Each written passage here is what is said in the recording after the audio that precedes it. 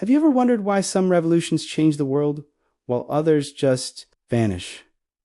Let's talk about Akhenaten, the pharaoh who tried to completely reinvent ancient Egypt and failed so spectacularly that his successors tried to erase him from history. It wasn't just one mistake. He pulled apart every single thread holding the kingdom together. First, let's talk about money and power. In ancient Egypt, religion wasn't just about belief, it was the entire economic infrastructure. Temples were the biggest employers. They owned vast amounts of land, workshops, ships, and herds. They were the centers of local economies, distributing food to workers and the poor. When Akhenaten closed the temples of Amun and all the other traditional gods, he wasn't just starting a new faith. He was bankrupting powerful priesthoods, disrupting the food supply, and creating mass unemployment. This didn't just anger the elites, it created widespread resentment among ordinary people whose survival depended on the temple system. He dismantled Egypt's entire economic engine without building a new one. Next, his new god, the Aton, was just distant. For centuries, Egyptians had a personal relationship with their gods. They prayed to Isis for protection, Osiris for a good afterlife, Base for help with childbirth, and Hathor for love. These gods were a part of daily life. The Aton, however, offered none of that. There were no myths, no personal prayers, no little household shrines, and no guidance for the journey after death.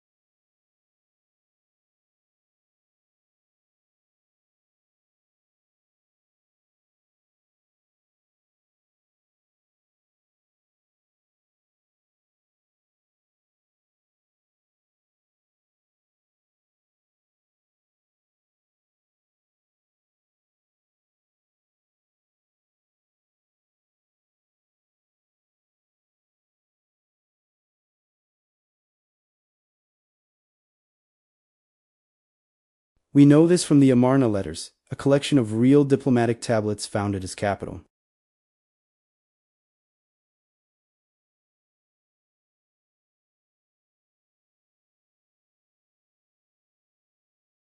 But Akhenaten was so obsessed with his new religion that he let Egypt's foreign policy and its empire crumble. This broke one of the most fundamental promises of kingship.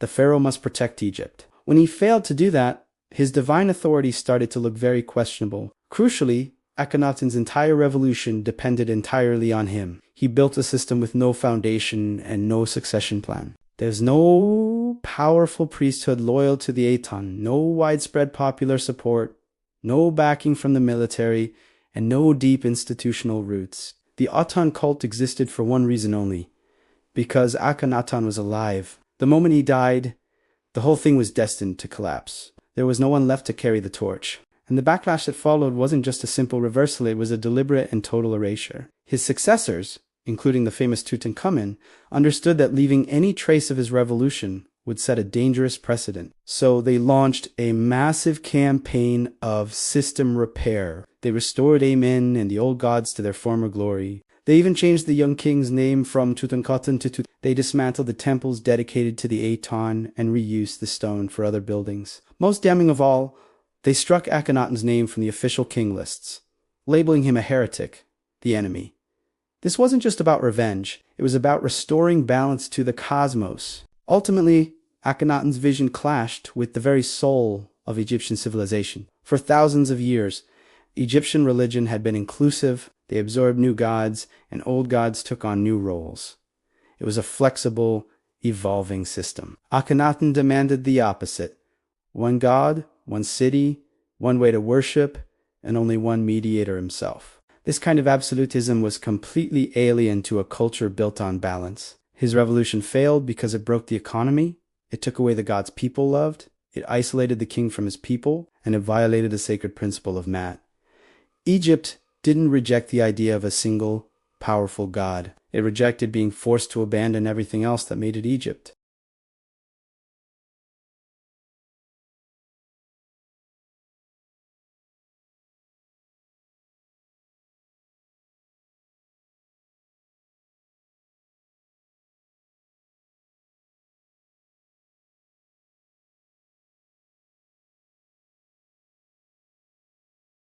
Imagine ancient Egypt around 1353 BCE, a civilization at the peak of its power, wealthy, confident, and deeply religious. The gods were everywhere. Amen, the king of gods, reigned from his grand temple at Thebes. Ra sailed his sunboat across the sky. Osiris judged souls in the afterlife. The pharaoh's job was to maintain Matha, divine balance of the cosmos. Everything had its place. Then, a new pharaoh, Amenhotep IV, came to the throne. For the first few years, he ruled just as his father had. But beneath the surface, a revolutionary idea was taking hold, an idea that would shatter thousands of years of tradition. Amenhotep began to elevate a minor solar deity, the Aten. This wasn't entirely new. Sun worship was central to Egyptian belief, but the Aten was different. It wasn't depicted as a human or an animal. It was a pure, abstract solar disk, its rays ending in tiny hands that extended life to the world. At first, it was just one more god in a crowded pantheon. But then Amenhotep went further. Around the 5th year of his reign, he made a declaration that shook the empire. He changed his name to Akhenaten, meaning effective for the Aten. This wasn't just a new title. It was a statement of intent. Akhenaten wasn't just honoring the Aten. He was beginning to exclude all other gods. What followed was a religious revolution, the likes of which the world had never seen. Akhenaten ordered the great temples of Amen and other traditional gods to be closed. He sent workers to chisel their names off monuments, erasing them from history. The immense wealth and power of the old priesthoods were seized and redirected to the cult of the one true God, the Aten. In the great hymn to the Aten, a beautiful piece of poetry from this era, the god is described as the sole universal creator, the source of all life. Not just for Egyptians, but for all people, everywhere. The Aten created the seasons, the animals, and the very breath in our lungs. But there was a catch. This universal God was distant. You couldn't pray to the Aten directly. You had to go through its prophet on earth, the pharaoh himself. Akhenaten and his family became the sole intermediaries between humanity and the divine. To complete this break from the past, Akhenaten abandoned the ancient capital of Thebes. He led his followers into the desert and built a brand new city from scratch, Akhenaten, the horizon of the Aten. This city, known today as Amarna, was dedicated to his one god. Its temples were not dark, mysterious sanctuaries like the old ones. They were open-air courtyards, flooded with sunlight, where the Aten could be worshipped directly under the open sky. The art of this period is just as radical. For the first time, we see the royal family in surprisingly intimate casual scenes, playing with their daughters, sharing a meal, mourning a loss. The famous art style, with its elongated heads, slender limbs, and swollen bellies,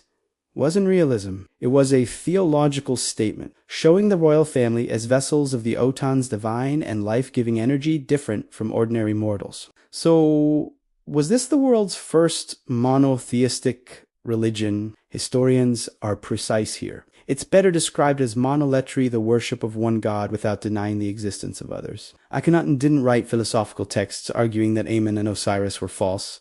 He just acted as if they were irrelevant. He defunded them, ignored them, and erased them from public life. For the state, there was only one god that mattered. This was the historical breakthrough, the first attempt by a state to center all official religion around a single, universal deity. But this revolution from the top down couldn't last. Akhenaten ruled for about 17 years. While he focused on his new religion, the Egyptian empire began to fray at the edges. Letters found that Amarna showed desperate pleas from foreign allies, begging for military aid that never came. Back home, the old elites simmered with resentment, and ordinary people felt cut off from the familiar gods who had protected their families for generations. When Akhenaten died, his fragile system collapsed almost overnight. His young successor, Tutankhaten, quickly changed his name to Tutankhamen, signaling a return to the old gods. The court abandoned Akhenaten, leaving it to crumble back into the desert sands. The temples of Ammon were reopened, and the old order was restored with a vengeance. Akhenaten's name was hacked from a king's list, his monuments torn down. For 1,000 years, he was remembered only as the heretic or the enemy. So what is his legacy? Akhenaten didn't create Judaism or Christianity. There's no direct line connecting his beliefs to later monotheistic faiths. But he planted a seed. He proved that it was possible for a civilization to conceive of one universal God, a single creative force for all of humanity. His political project was a spectacular failure, but the idea, once unleashed, could not be entirely forgotten. For one brief, shining moment in the Bronze Age, a pharaoh looked at the sun and declared, "There is only one." The world turned away, but the thought had been born. Thanks for watching.